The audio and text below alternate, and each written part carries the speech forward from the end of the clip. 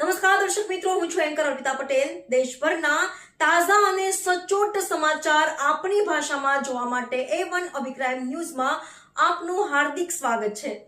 હવે જોઈએ મુખ્ય સમાચાર। ભુજમાં ગાંજા સાથે ઇસમને ઝડપી પાડતી એસઓજી ટીમ। ભુજ શહેર વિસ્તારમાં મુન્દ્રા રોડ સ્થિત બાલાજી ગ્રીન સોસાયટીમાં આરોપીના કબજાની કારમાંથી માદક પદાર્થ ગાંજો 242 ગ્રામ સાથે એક આરોપીને એસઓજી ભુજ દ્વારા પકડાયો હતો। પશ્ચિમ કચ્છ જિલ્લામાં નાર્કોટિક્સની ગેરકાયદેસર પ્રવૃત્તિ સાથે સંકળાયેલા ઇસમો વિરુદ્ધ કડક કાયદાકીય કાર્યવાહી કરવા સૂચના અન્વયે એસઓજી પોલીસ ઇન્સ્પેક્ટર કેમ ગઢવીની સૂચના મુજબ કર્મચારીઓ પ્રયત્નશીલ રહ્યા હતા।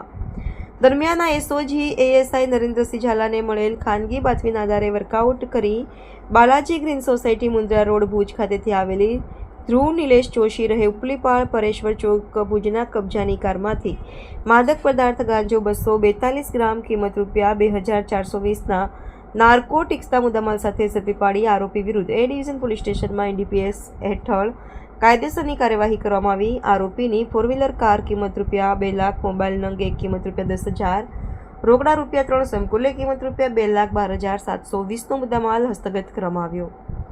રિપોર્ટર ભરત ઠાકોર, કચ્છ।